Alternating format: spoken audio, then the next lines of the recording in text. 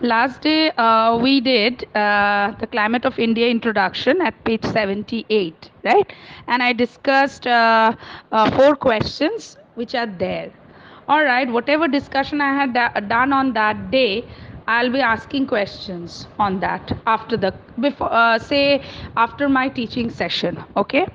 Now let's move on to page 79. Now what it says that uh, the temperature decreases in proportion to the rising altitude of a place from the sea level. Now, as we have studied it before also, that as we go higher up the latitude or maybe higher up the altitude, what happens? The temperature decreases. And you have already studied that at 1000, at every 1000-meter rise in the altitude, the temperature drops by 6.5 degrees centigrade. So this clarifies this statement. Now the another factor is that the places which are away from the sea level, right, that is which are located, say if you see the Indian map at page 79, the places which are at the middle of the India, that is Madhya Pradesh, then you have Delhi, then you have Rajasthan, then these places are very far away from sea. They are not in exposure of sea from any side, right? So these places have very, very, what do you call, extreme type of climate. Now you'll see that extreme climate is experienced as one goes away from the sea. Similarly, like you will find that during the summer months of April and May, it is very hot in cities like Mumbai, Kochi, Chennai, and Kolkata is hot, right? But our temperature ranges between 35 to 38 degrees centigrade, but it is more severely hot in places where like Delhi, Lucknow, Ambala, Chandigarh, and during this period, since it is both very hot and cold in places far away from the sea, this type of climate is called extreme.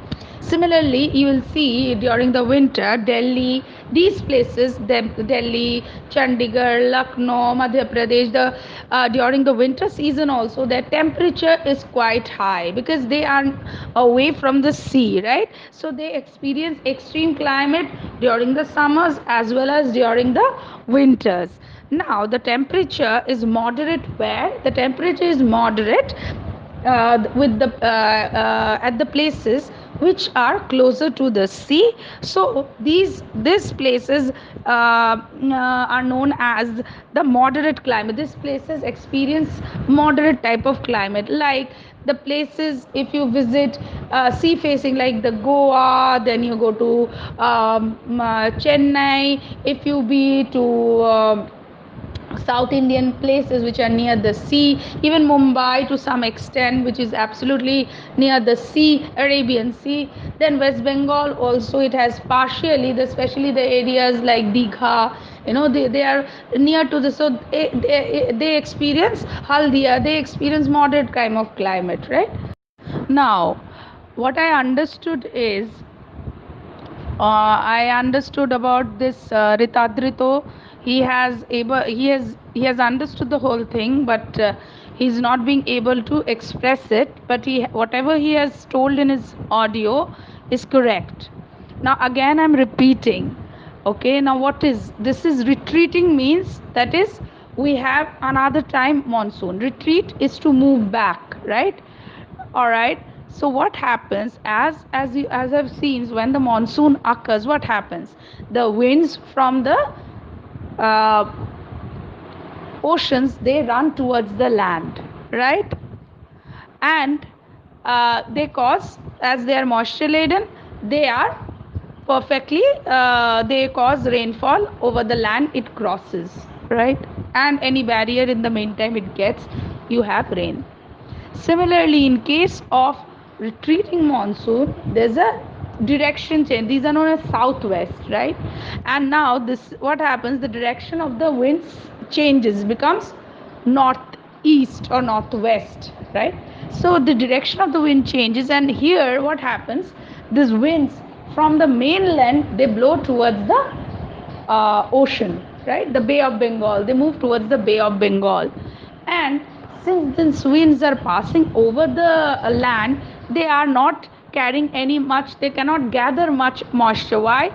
Because there are less of water bodies over the land, so the amount of moisture is not collected.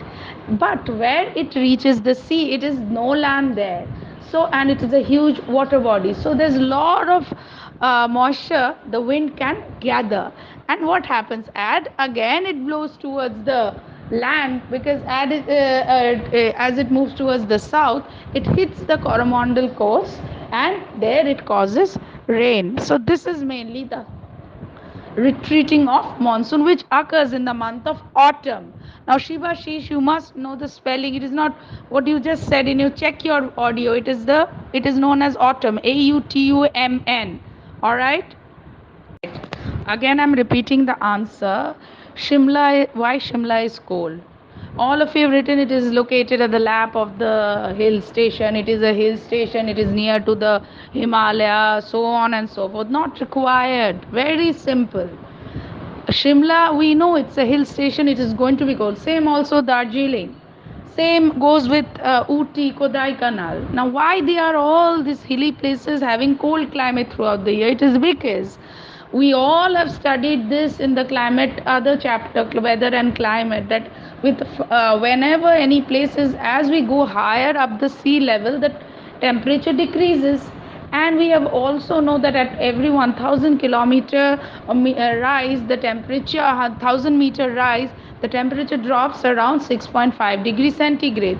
So Shimla being located at around 2400 meters, so imagine from the sea level, so it's going to be cold throughout the year. This is the basic explanation, that is, and which is applicable to all the hilly places in the world or in India.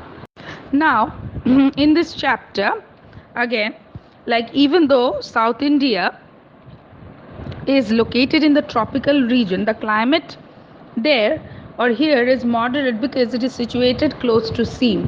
That's what I told you. The places in the South India, they experience always a moderate type of climate, especially Kerala, Bangalore.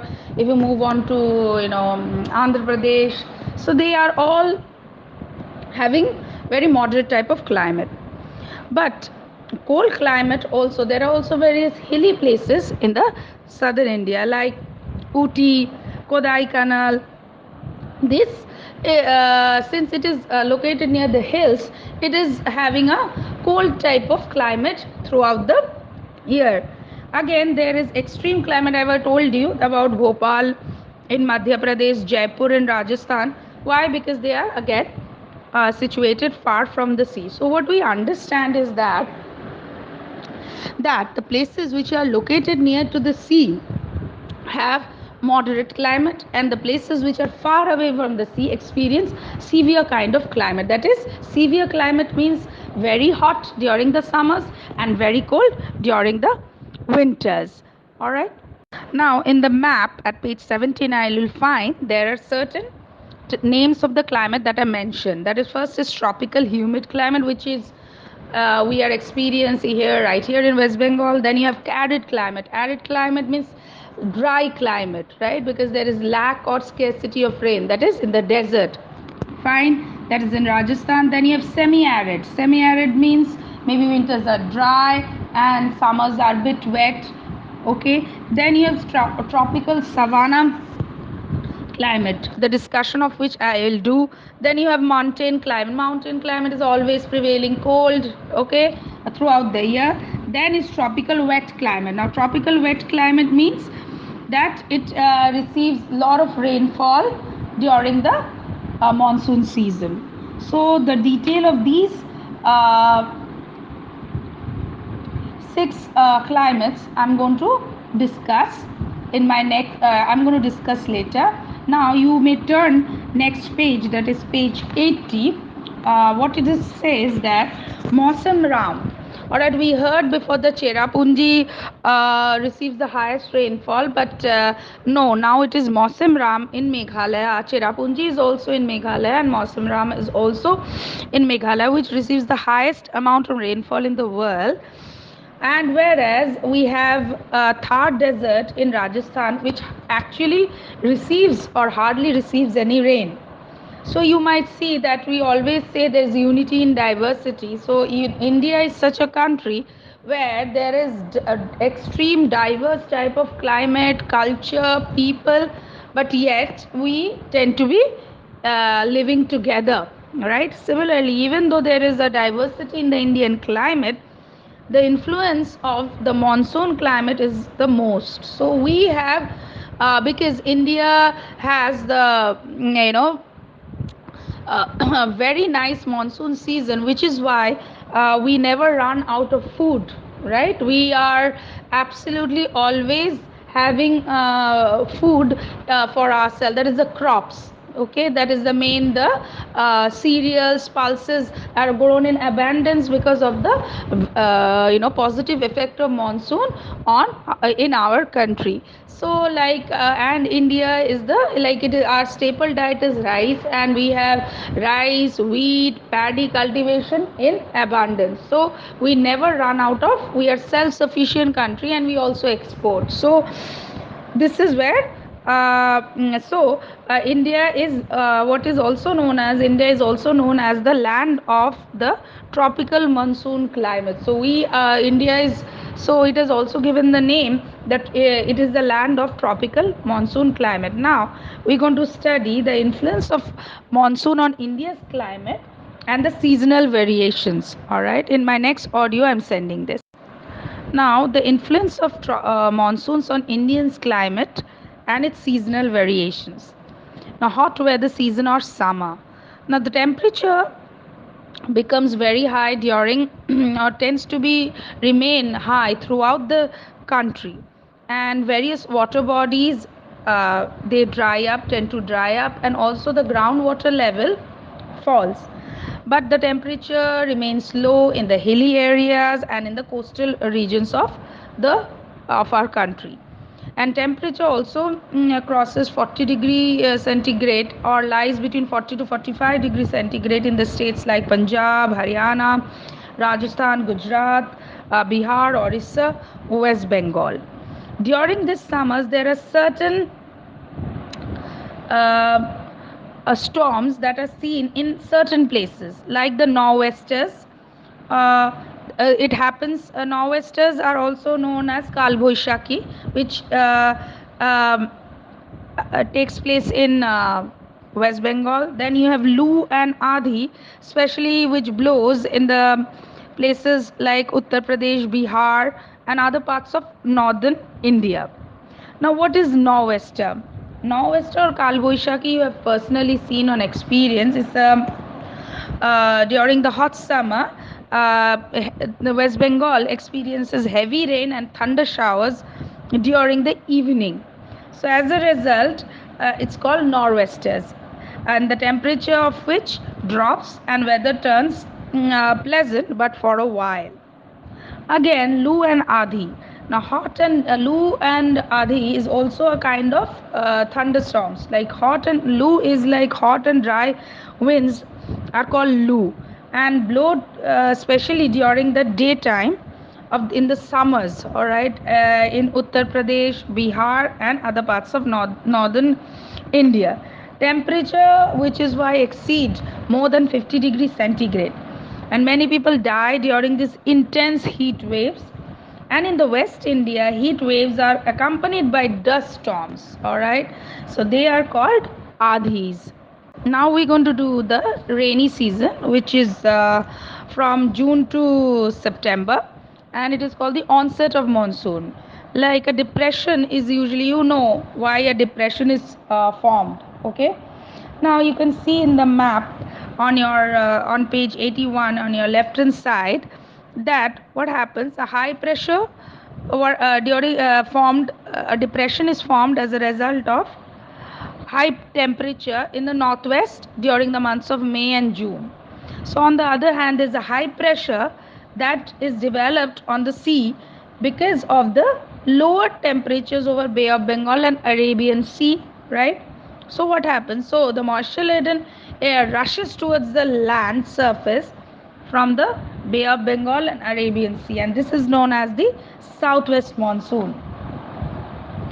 Winds blowing from Bay of Bengal towards the north, what they do, they strike.